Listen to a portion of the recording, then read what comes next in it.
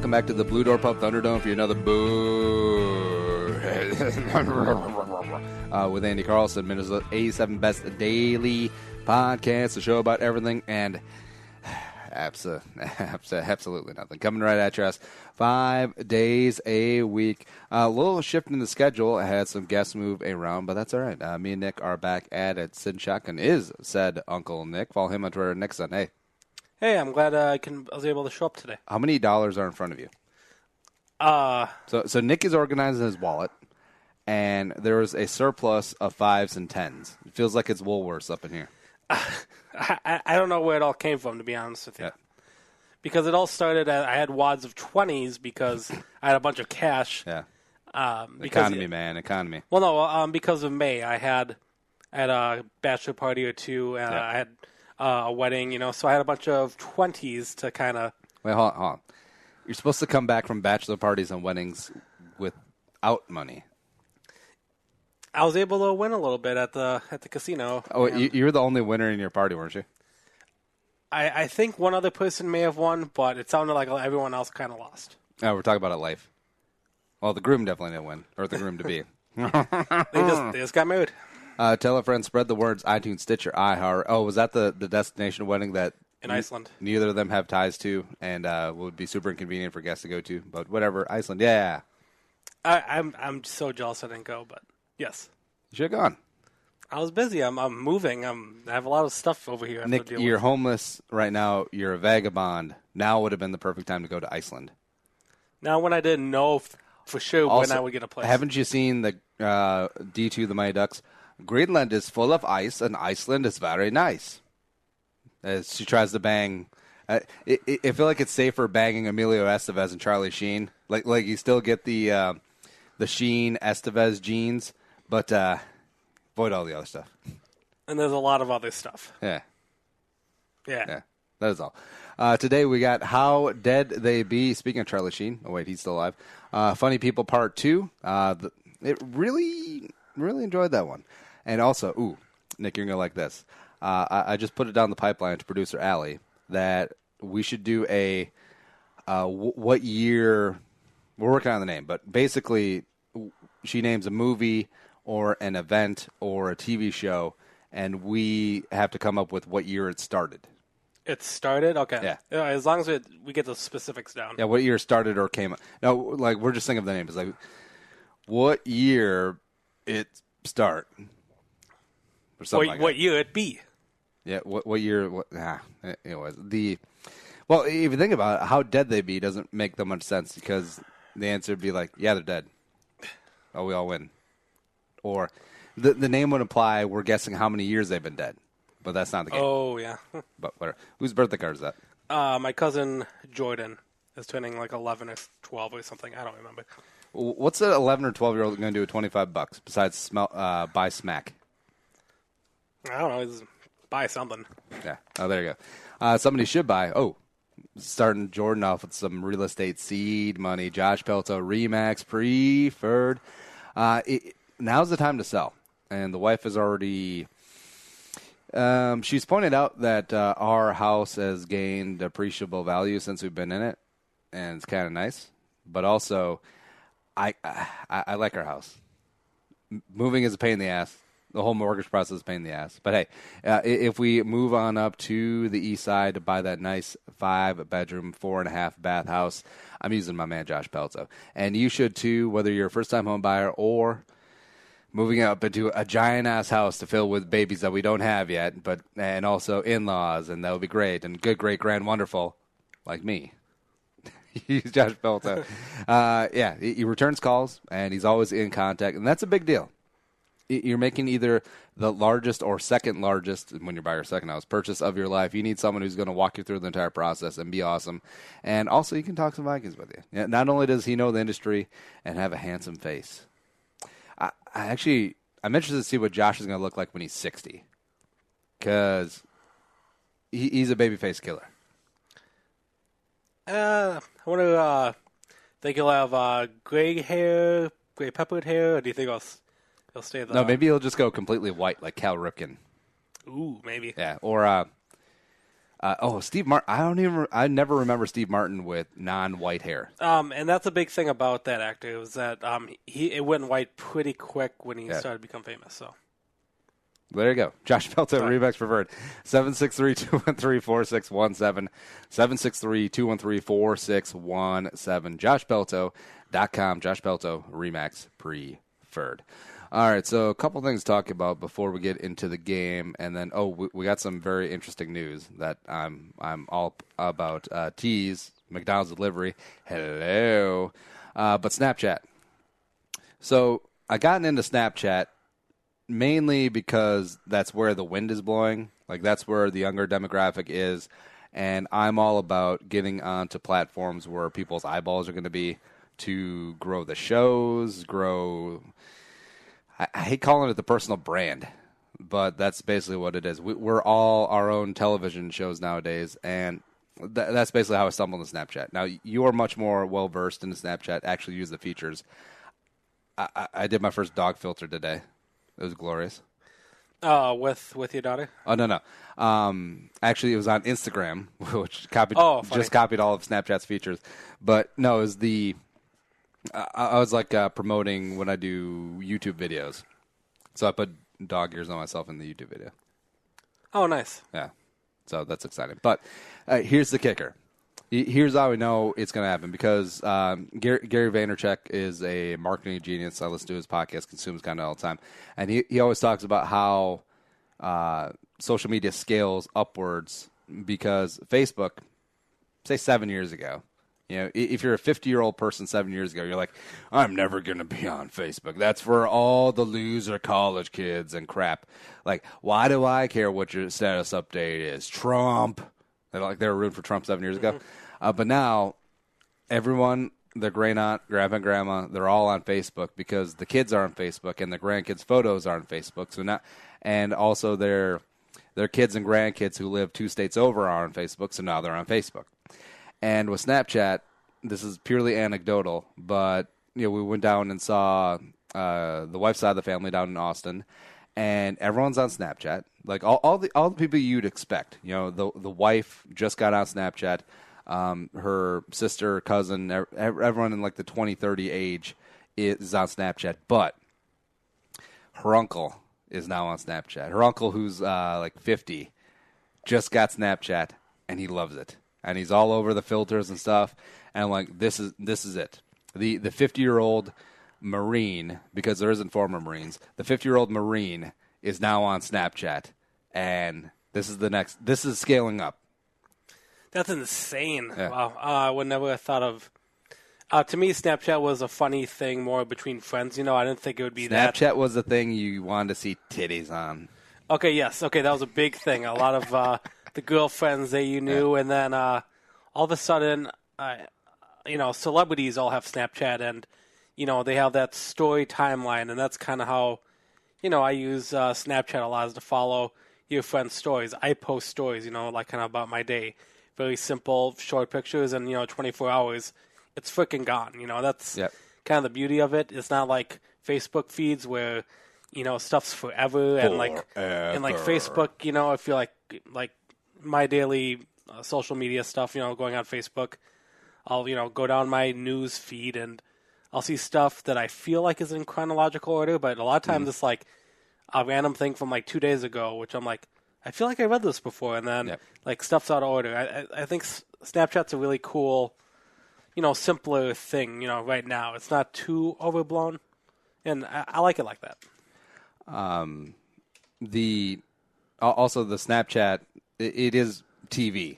It really is TV, and I like how they do news. They integrate sports in there, and it feels like everyone is stepping up to the plate. And I'm pretty sure this is on Snapchat, or it could be a ripoff. But it's or maybe not.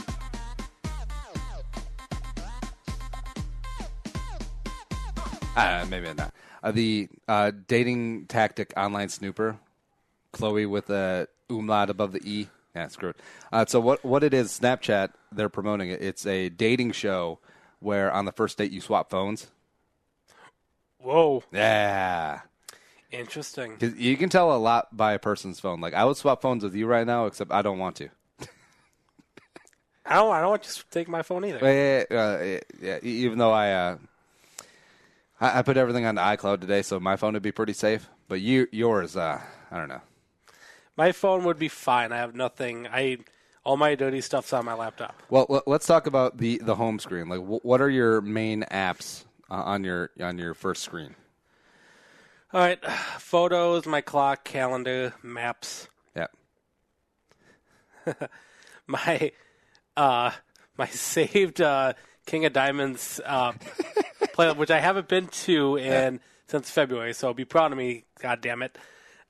Safari, which is the internet app. My emails, Shazam, Facebook, Twitter, Snapchat, CNN, the settings app, ESPN, the App Store, podcast, Instagram, Pokemon Go, Slack. Yeah, still. I still have Pokemon Go, Slack, and Design Home. All right. So me on my screen that I use the most: Twitter, Instagram, Facebook Pages Manager, the direct link to the email, which is really comes in handy. NBC Sports, Snapchat, Slack, Grum, which is a Instagram program, YouTube, Facebook, Musical.ly, which I don't use, banking app, PayPal, Roku, for when we lose our stupid remotes, Uber, Lyft, Waze, which is a fantastic app. Love Waze. Amazon Music, and Periscope. Oh, and podcasts. Okay. What's a podcast? Podcast. Yeah. Huh. Yeah. So those are the main ones. And, man, I feel like Snapchat's going to be big. Because you remember a couple years ago when everyone was making fun of vertical video? Now we live in a vertical video world. Oh, yeah. Because it's almost like, old people who are recording, like Little Molly's dance recital, vertical, and then everyone was yelling, put it in landscape. They were just ahead of the curve.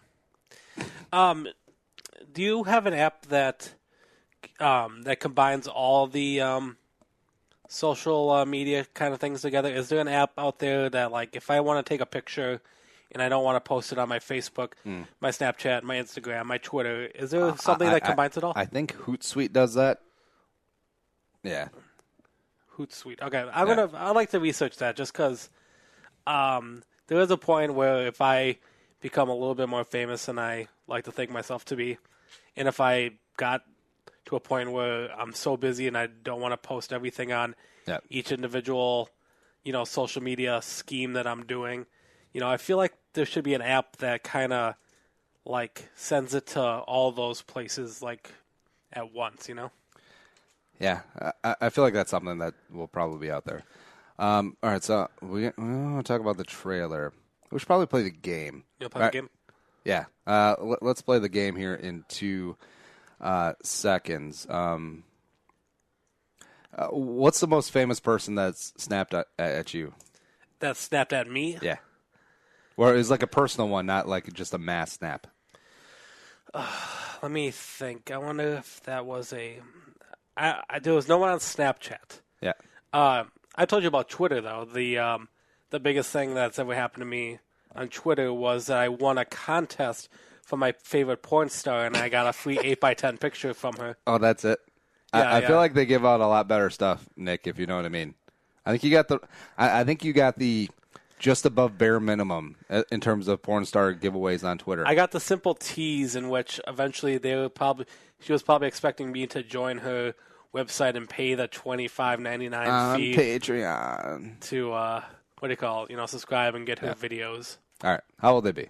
Celebrities are old. 69, dudes! The question is, how old? Get off my lawn. Time for another rousing round of how old they be. I can't let you in because you old as fuck. For this club, not, for the earth. That gets me every single time.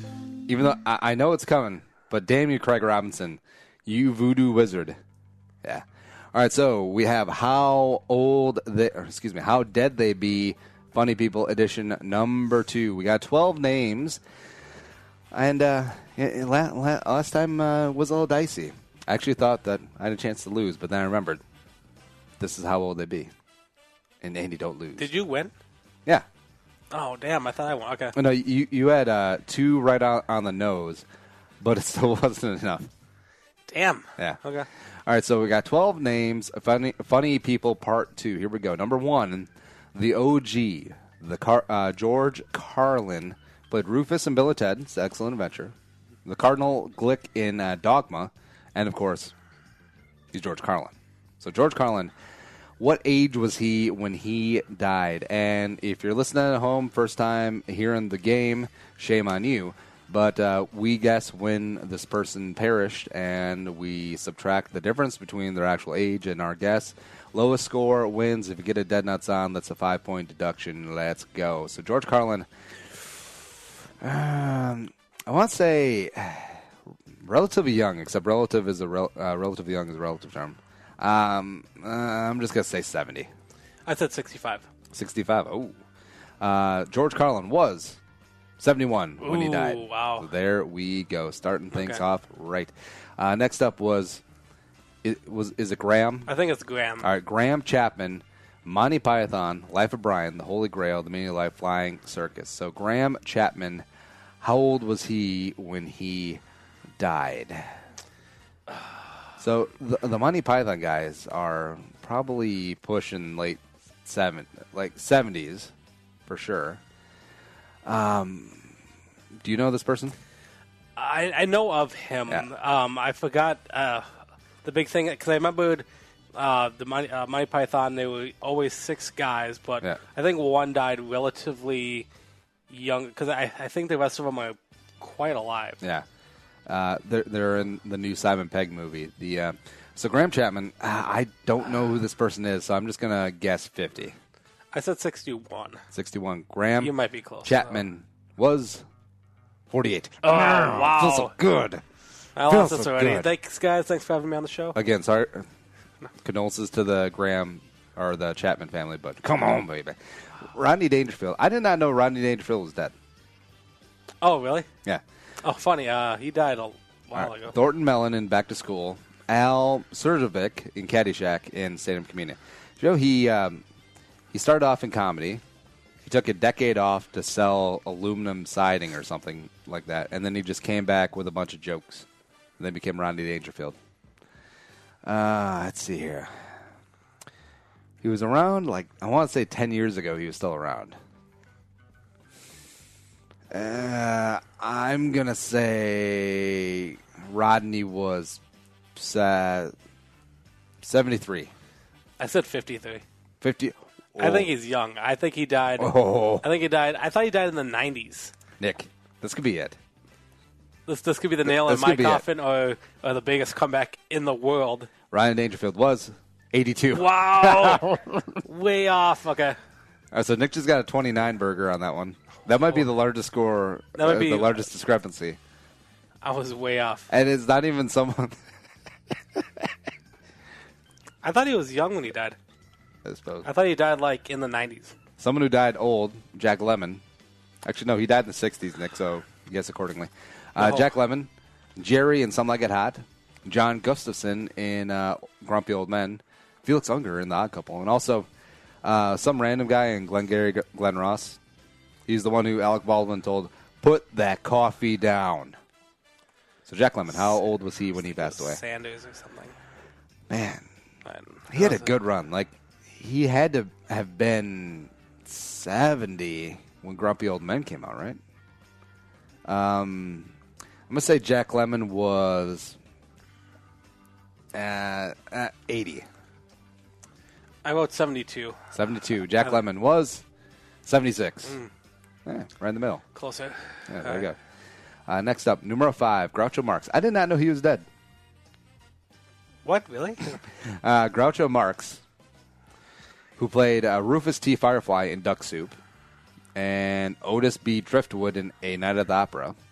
Also, he played Groucho Marx in Who Gives a Shit. All right, so Groucho Marx, how old was he when he died?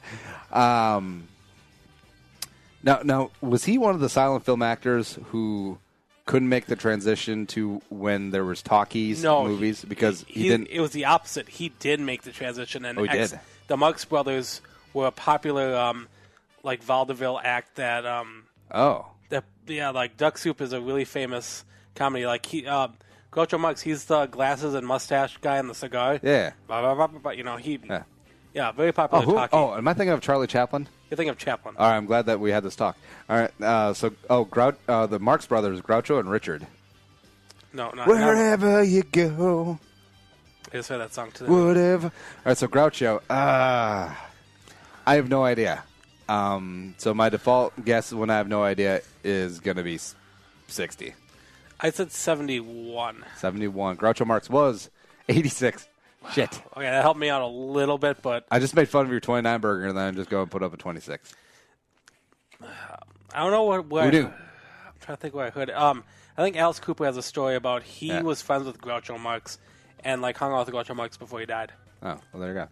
Sorry. Next up, Walter Matthau, Oscar and the Odd Couple, Max Goldman and Grumpy Old Men. Also, one of my favorite movies growing up is Dennis the Menace. He's great in that movie. I wonder what town that was filmed in, because that looked like a nice, wholesome, down-in-the-valley, church-going town. All right, so Walter Matthau. Can I say something? Yeah. I want to say I was a big fan of him in a movie that was called IQ. It was a 90s love story where he played Albert Einstein, and like he had a smart daughter played by Meg Ryan, and then Tim Robbins was the love interest, who was like a grease monkey and stuff, and it was like him as Albert Einstein trying to put those two together and stuff. It was pretty, by making Tim Robbins seem like a genius. I liked him in Grumpy Old Men, the Goldman family and his son Jacob. I'm like, there's no Jewish people in Wabasha. I know Wabasha. Anyways, Right. we rewatched Grumpy Old Men and Part 2 a couple months ago. It's fantastic. I love those Good movies. So Walter Matthau had a pretty good run. I'm gonna say 80 because he outlived Lemon. I'm pretty sure. I'm gonna say 83. I think they died at the same time, but I don't remember which one was a little bit. Or like old. Holding Hands in the Notebook. That was James Garner. It was like a year apart. That was James Garner and some random chick that no one cares about. It was us. I was gonna school you on It that. was us. I think he was. I'm gonna go 77. 77. Walter Matthau was 79. The middle. No, you gained a couple points. That's not bad. Not enough. Marilyn Monroe, number 7 out of 12. Sugar Cane in Some Like It Hot. Paula, whatever. Marilyn Monroe. How old was she when the Kennedys killed her? I mean, when she had an overdose. Because it was an overdose, right? So young. Norma Jean Baker. But how young was young? Goodbye, Norma Jean. She had a weird voice. I remember that. That could have been more for her persona that she was portraying. Oh, you mean like Gilbert Gottfried, how his voice is a persona? Yeah. Like, have you ever heard Gilbert Gottfried's regular voice? No, I haven't. It's creepy. We'll look it up. So Marilyn Monroe. 30. She could have been 20s. I'm gonna say 32. I said 45. 45. Marilyn Monroe, 36. Oh. I really wanted to go like 28 or something stupid. She did a lot in those 36 years, man. I mean, she was modeling for the longest time.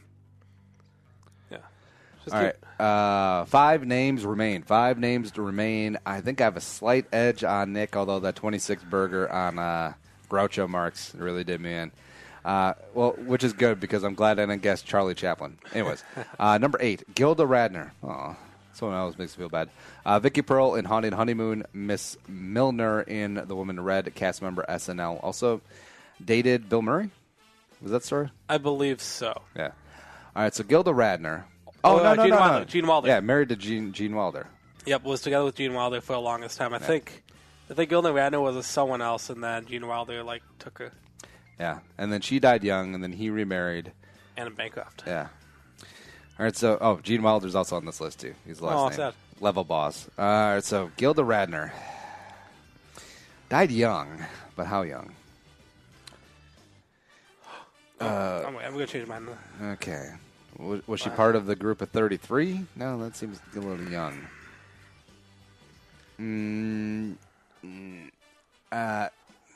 I'm going to say Gilda was 37.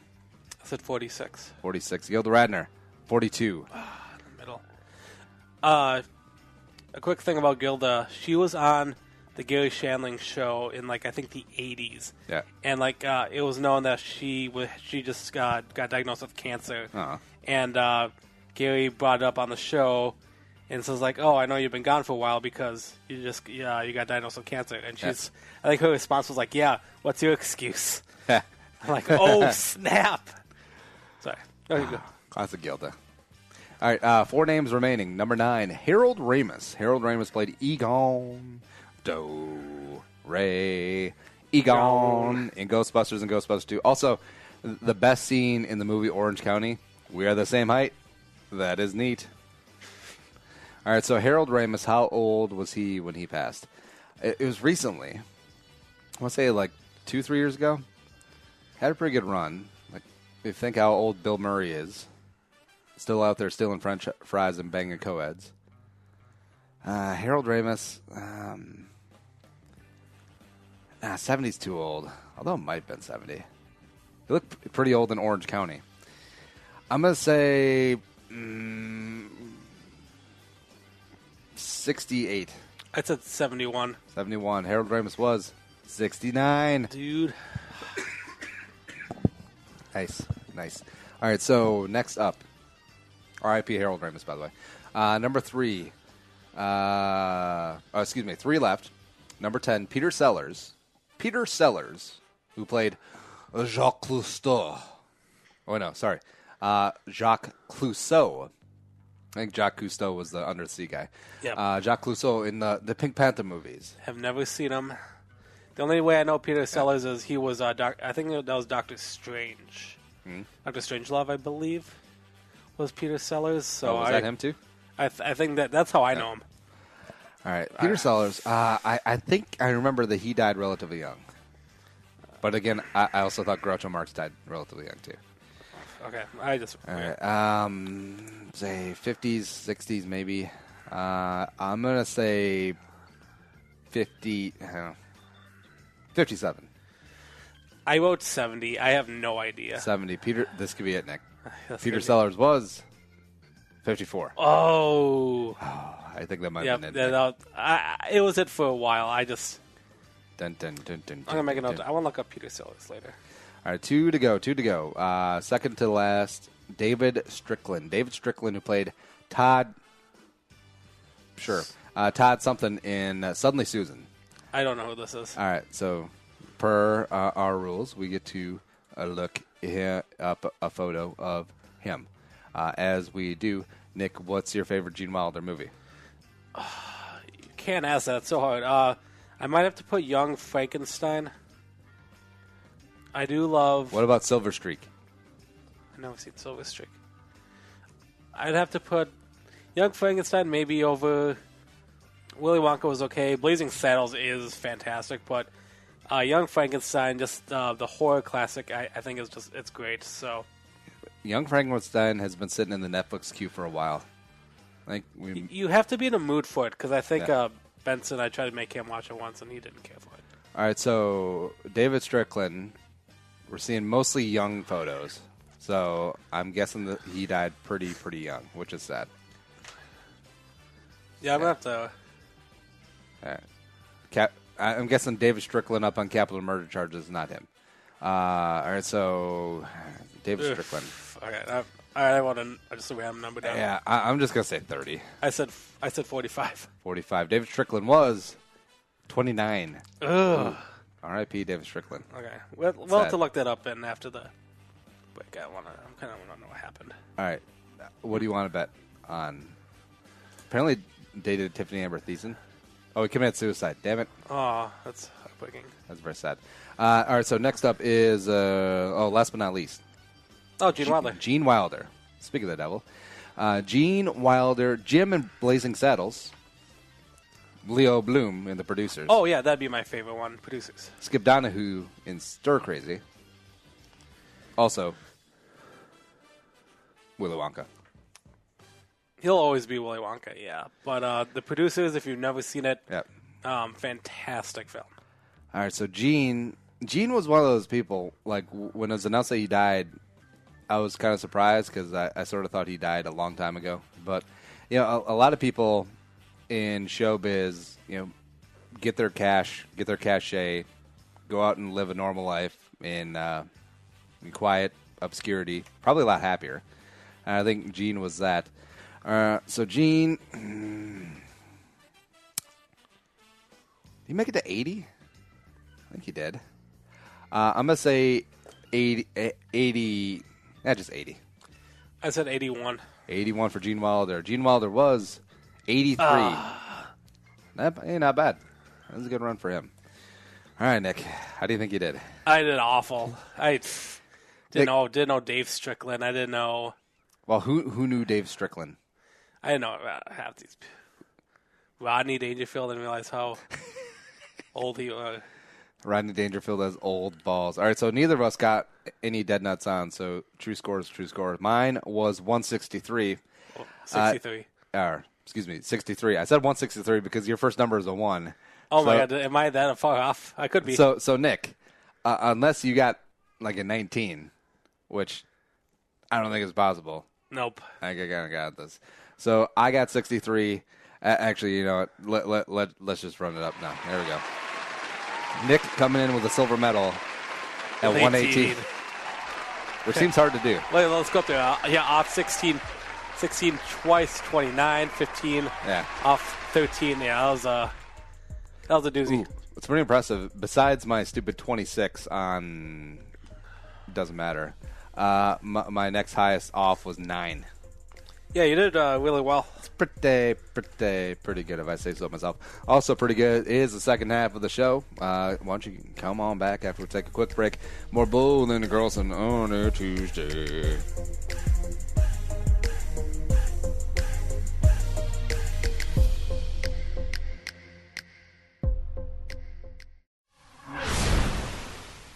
I got a fever, and the only prescription is more Purple for the Win podcast with Andy Carlson. Come to you all off-season long, covering free agency, the draft, OTAs, and then we're on to training camp. Get the show on 1500 ESPN, Podcast One, and the Podcast One app.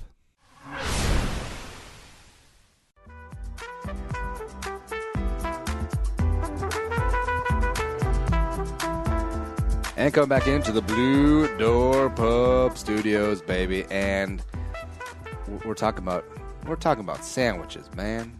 And the Cluck, yeah, there's a reason why they ran out of them in the first couple of days, because it's a phenomenal sandwich.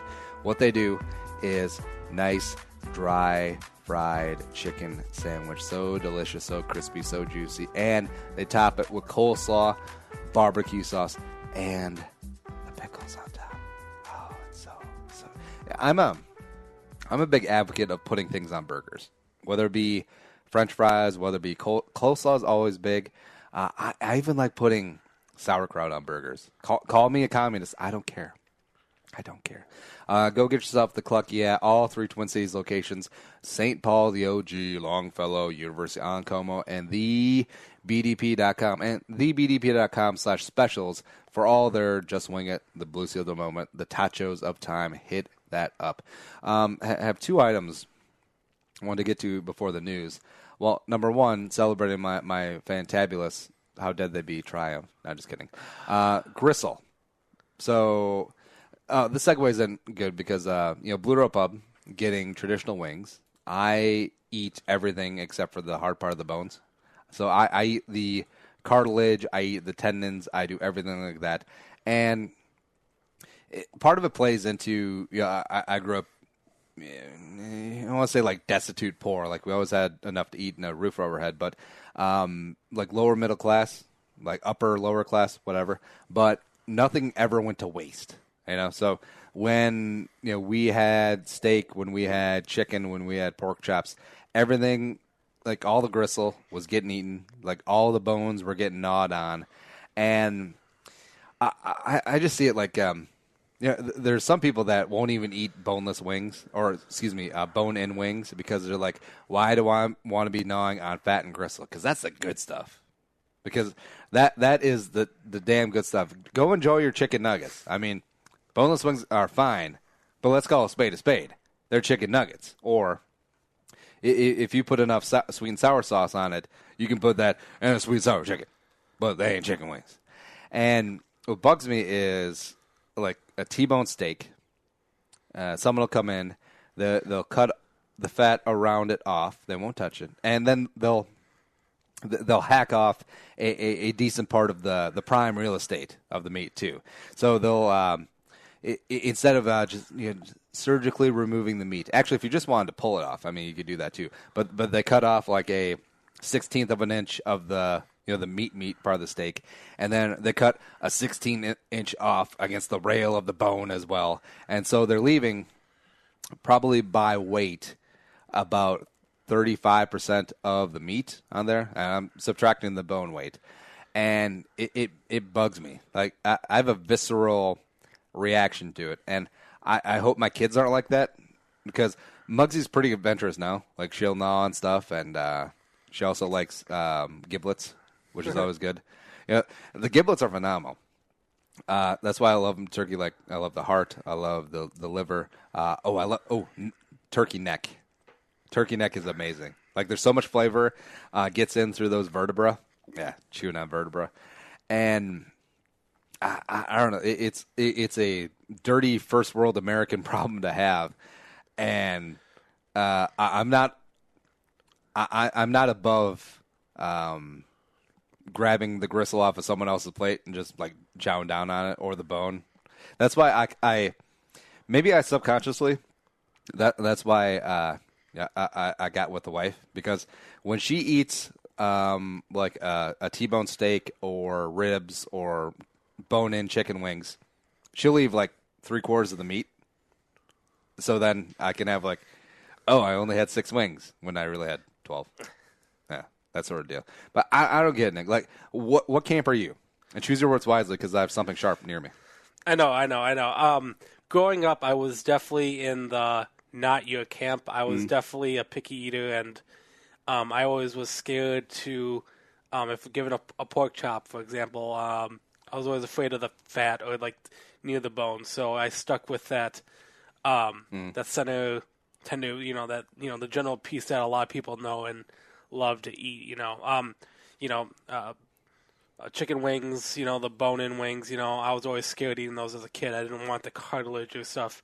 I've definitely, being older, more mature, I've definitely gone to the other side, and I'm more of a, I was going to say risk taker, but that's not what that is at all. So I definitely spread out my food palette. Were you talking about with the turkey neck and stuff? Gizzard, no, I'll stay away from that for a while. But I'm more open. I don't mind chewing on the cartilage. I'm definitely fine with that. Ooh, one of my favorite things now is getting like the vat of chicken livers and making mousse out of it. Yeah, that's amazing. That's good stuff. All right, so that's my sort of take on gristle. We got the trailer for Flatliners that I want to talk about, and then we'll get the news. Do you have plans tonight? Do you want to have fun with me later? This young boy. Courtney Holmes, I am mildly surprised, but offer accepted. Midnight basement, sublevel C. I think she's kind of cute. What's going on? I would like you to stop my heart. You give it 1 minute, and then you bring me back. Who's the guy? Okay. He looks familiar. Now's the point where you say it's all a joke.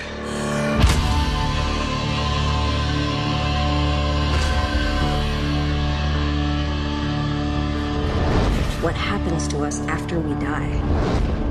The only way to find out is to see for ourselves. We could document that experience. Did you see a white light? It was more like pure energy. How is she playing the piano now? It's like her brain's been rewired. I'm going next. Charging 200. It's a good day to die. I think that's James Jordan from War and Peace. Happy Valley. Everyone I touch today, I'm gonna heal. It's an awakening. 3 minutes. Jamie only did 2. What can I say? We're competitive. I'm going next. 5 minutes. 7 minutes. No one's ever come back from that.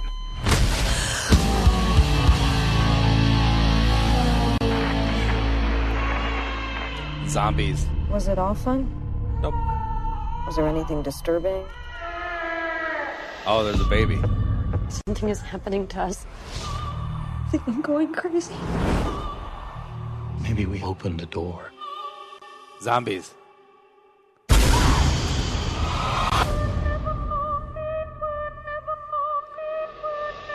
Something is coming for us. Something I did. Something I did.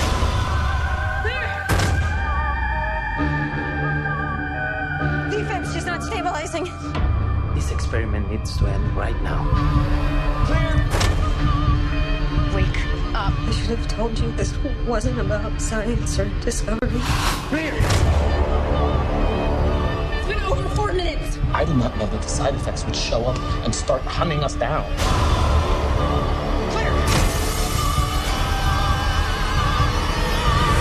This was my fault.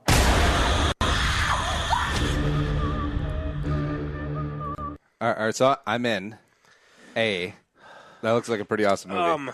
The reason I posted this in general is what got me interested in it was because this is a remake. I remember this movie it came out in 90. Oh. Do you remember who was in it in the 90s?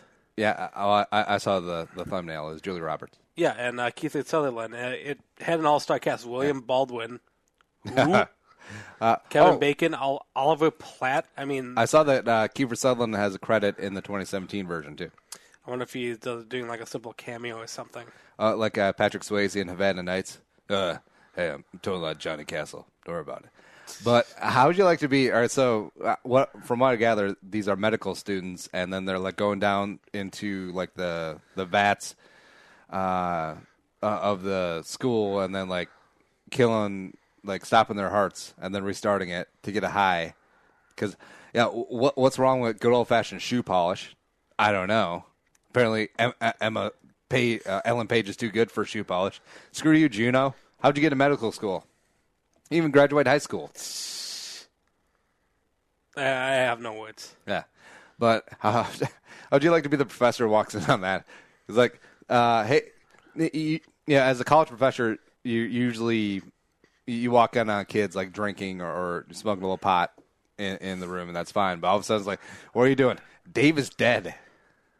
Well, let's resuscitate him. Yeah, except we have to wait another minute 30. He asked for 6 minutes, bro. So I wonder who actually like kind of came up with that idea to like, ooh, let's kill each other and then like bring each other back to life. The high of that. Well, everyone talks about like. If their heart stops, if they're clinically dead, like if they're having a surgery or an accident, and then the whole floating above and seeing the white light thing, I would actually like if it happened, cool. I wouldn't actively seek it out because I don't trust my friends. Like one of their dicks is like, all right, I guess Andy's dead. Can I have hysteria? No, he said I could have it. We would fight over your stuff. That'd be the thing. This is like the ultimate trust fall. Like you're trusting that your jerk off med school friends are going to resuscitate you at the appointed time. To be fair, I mean they're med students. I mean that's what they're supposed to do. Andy, if your friends were supposed to bring you back to life, are mostly economic majors and one geology guy, I'd be like, let's hit him with a rock. That'll bring him back. Now, if this was in, and it seems like it's almost like Final Destination, where they're supposed to die, and then like fate is trying to kill them off. That's what it seems like a zombie is chasing them, trying to off them. Because I think my interpretation of it is that they're opening up parts of their psyche, parts of their mind to like develop these new skills or something. Because it seems like they're more skillful now and. Can do these abilities, but it's also opening up dark stuff. I'm getting a lot of this from reading dark what stuff. The original Flatliners was kind of about. But yeah, I think it's a big psych trip out movie. All right. Well, let's do some news. You are fake news, sir. Go ahead. Can you? George Bush doesn't care about black people. Ain't got time to believe. You can't handle the truth. The news with Uncle Nick. All right, Nick. What's going on in the world today? Well, I guess the breaking news story this week, coming on all the major Twin Cities news channels, is about McDonald's and how much are you loving it that you're going to get McDonald's delivery. this just happened. Uber Eats is now gonna start working with McDonald's to bring people McDonald's to their home, I guess. Yeah. I've never actually used Uber Eats, so I'm not too familiar with it. I haven't either. I know that a lot of people who live in downtown or Northeast use Bite Squad. A lot of restaurants use Bite Squad, except it doesn't make sense unless you're ordering for a bunch of people. Like if you're getting a $15 order, they'll charge you $10 on top of it. And then you got a tip, so it's like at that point you're paying double for your meal. Although sometimes you just really don't want to leave, but you really want a burger. Yeah, but this I think it could be economical enough with Uber Eats, where it's this is it. I mean, how awesome would it be? Like if you were a drinker and all of a sudden you could get a McGriddle and it's like 9 breakfast burritos delivered to you at your door at 11 a.m. when you wake up. I see this being more of a 2 to 3 a.m. type of thing where everyone's leaving the bars or getting home or something, and then someone's starving. So obviously, I always thought Uber Eats existed years ago. It was AKA me, the most sober one of all of us. Still like Nick, go to McDonald's, get us a Big Mac. Well, in college, there was a guy named Johnny who did Johnny's Deliveries in our college town, Winona. And what he would do is essentially this. I mean, before apps existed, before smartphones, he would get people's orders. He would stop by, get cash, go buy their food, and bring it to them and charge a margin. And I thought that was an awesome idea. I thought that showed extreme hustle. Like while everyone else was having a good time on Friday and Saturday, this guy was off on his hustle making some extra dough. Now, I respected it. I wouldn't do it because, I like having my good time. But, the first commercial for this stupid McDonald's thing is going to be the busy mom getting off of work, the busy dad showing up, undoing the tie as he walks in, which is the whole cliche thing. They got their 3 jackass jabroni kids run up, mom, dad, what's for dinner? Then they look at each other, and then they're either like a thought bubble or just like a ding, and then they reach for their phones, and then they do the McDonald's Uber Eats delivers, and then it shows up with this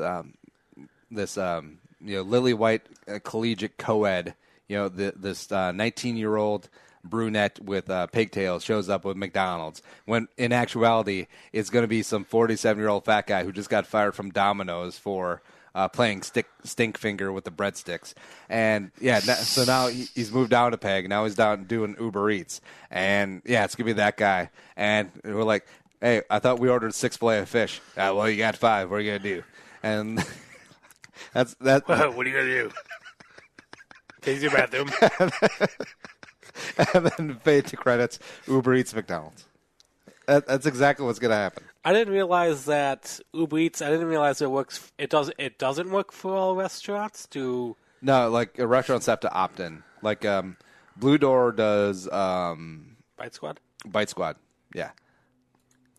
I mean. Hi, and welcome to McDonald's. May I help you? Yes, I'd like a Big Mac, a large order of fries, and a large Coke. Are you sure this is a large? Would you like me to supersize that for you? Please. Well, that's better, but it still doesn't look like enough food.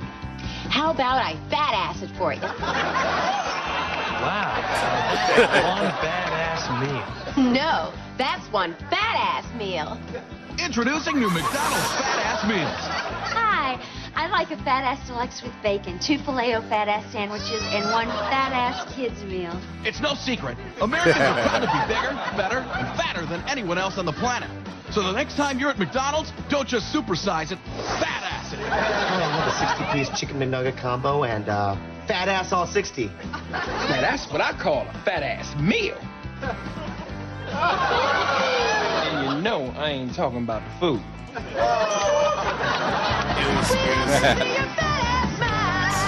miss Aries Spears. I think Aries Spears got in a fist fight on a radio show. I could see that, but one last thing about this Uber Eats thing, though. I'm still shocked that restaurants have to agree with us. I mean, I'm surprised no one has an app where it's just like, hey, I will stop at any food place you want and, pick up food for you or something, for like a fee, like a delivery, because it's not like all these, because I could go to like an Arby's food, like Andy, if you wanted food, I could drive somewhere and get food for you and charge you 10% or something. I could, I feel like there could be people who could do this already. Yeah, they should do it in-house because, I mean, the backup mopping kid, the 16-year-old in high school, I mean, they deliver pizzas. Why can't they deliver McDonald's or Arby's or whatever? Yeah, you pay them to go to wherever you want. Like a butler or something. Oh. The video of Ari Spears getting punched in the head. Sorry about that. Yeah, that's not too great. But, man, I remember McDonald's. This could probably be classified as unhealthy or quasi-eating disorder. But, like, when we go to the bars, beautiful downtown Winona, there's a McDonald's, like a small hole-in-the-wall one on Main Street. Mm-hmm. And if things didn't go my way, if you know what I mean, at the bar, so we sort of struck out, on the way walking home, I would stop by the McDonald's and I would get 2 McChickens and 2 McDoubles, and that's back when it was actually a $1 menu. Yep. So it cost like $4.27 or whatever it was. That number is ingrained in my mind, and at some point, I feel like it was almost self-sabotaging. Where it was like, I could try picking up this chick, or I could just have a sack full of burgers and go home and watch Netflix because that was new. Netflix DVDs. Yeah, because that was what it was back then.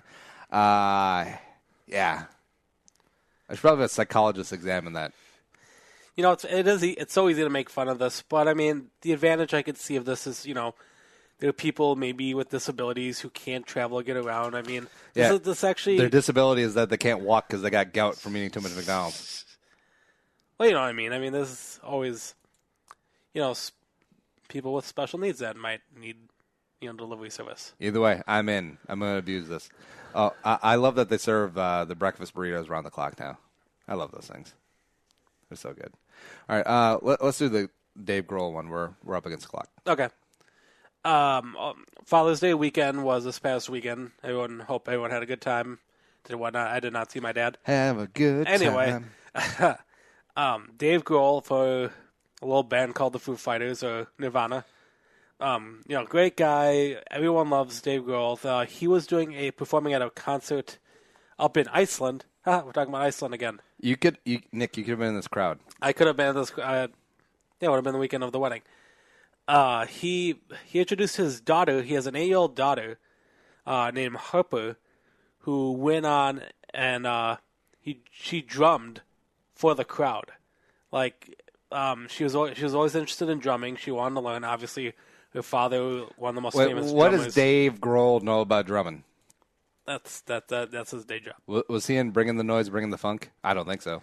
I kind of think he was.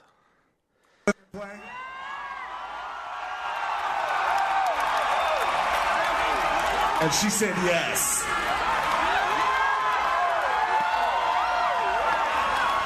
So, ladies and gentlemen, welcome the next generation. There's another Grohl on the drum set now.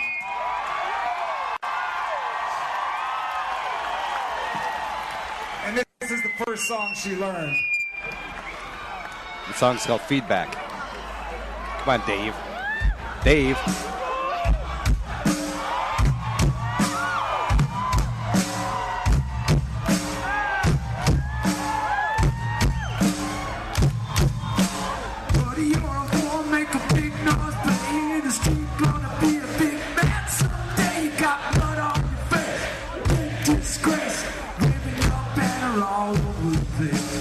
I will die of AIDS.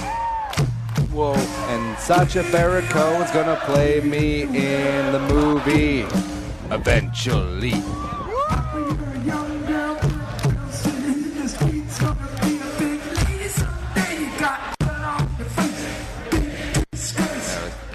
Yeah, that's awesome. She's good. Yeah, so, 8 years old, I don't think I could I could barely tie my shoes. I can barely tie my shoes now. You know what you weren't doing when you were eating gristle. Yeah, Muggsy actually has shown a interest in drums and music, but I think all kids sort of do. But if something she wants to pursue, definitely be all for it.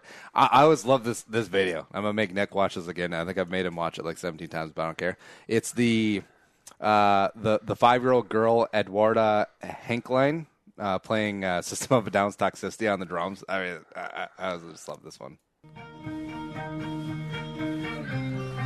We're in a cute little headphone.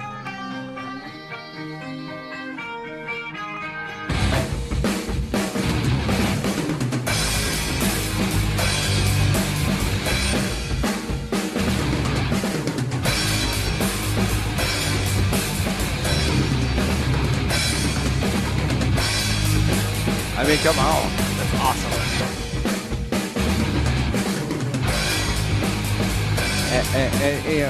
Drums aren't easy to learn either. Yeah. I mean, they take it's a special skill. Like, they won't let you take drums in elementary school unless you do at least 2 years of piano. Yeah, which pissed me off because I really wanted to play drums in 5th grade band, but they're like, no, you gotta learn how to play piano. Even though the kids in the drum corps and the drum line, like, they hated it. Like, oh yeah, because we had to take piano. But Andy can't be the drummer.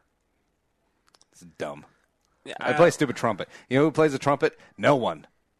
Because Louis Armstrong was the only guy to ever play the trumpet, and he's dead. Wait, maybe La Bamba. Oh, who plays the trumpet in The Tonight Show, man? Doesn't matter. I don't know off the top of my head, but you have to kind of be from like a music family, like our friends Tom, Betsy. I know they're teaching their kids. I see pictures of like Jude, like learning how to drum stuff. You have to, if you learn it, get it into them young, they can go far. All right, and you know, not to disrespect Harper Grohl because she has much more skill than I, but I feel like that song on drums is like chopsticks on piano. Maybe. And then this is like this is like I don't know piano songs, but no, this is like hardcore stuff. Oh no, System of a Down. Which is really good. Stuff is not easy, and that's very impressive. And yeah, I'll take go far. Yeah, I just besmirch the accomplishments of an 8-year-old, but that's a good way to wrap up the news. The news with Uncle Nick. From the entire Channel 4 news team, I'm Veronica Corningstone. And I'm Ron Burgundy. Go yourself, San Diego. Some of you definitely should not besmirch his Bad Larry's Cold Hard Coffee. It's delicious. It's the first ever boozy coffee, a.k.a. the new drink of summer. And here's what you do. You got a Saturday, whether it's for the boys, for the gals, whatever you want to do. Sunday, fun day. You're just going out to win the day. Grab yourself a couple Bad Larry's. You know, everyone goes to the Mimosa or the Bloody Mary. But you know what those two ain't got?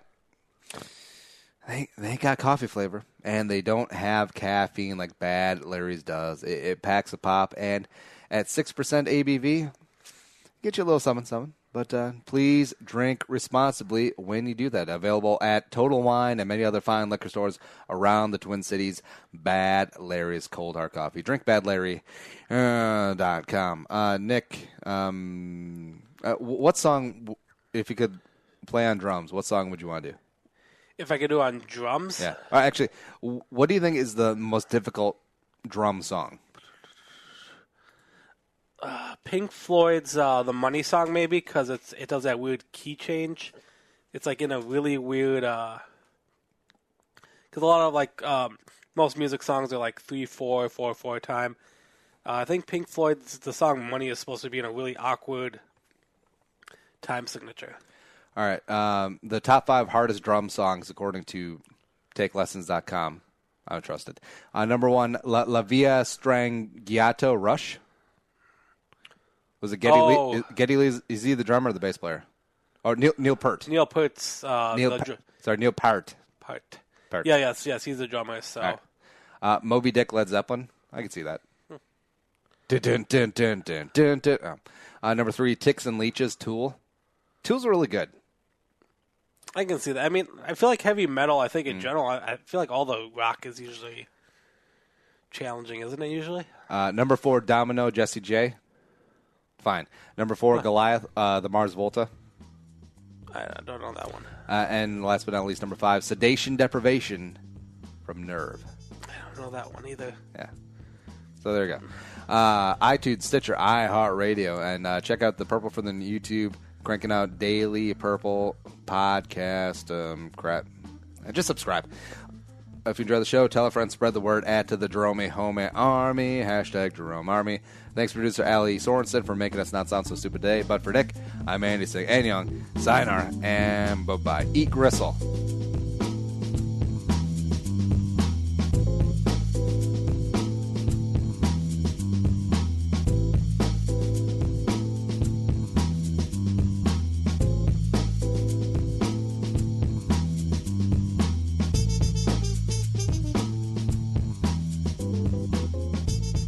Thanks for listening to Bowl with Andy Carlson, Minnesota's 87th best daily podcast. Download the show on iTunes. Everyone's middle name is Jerome.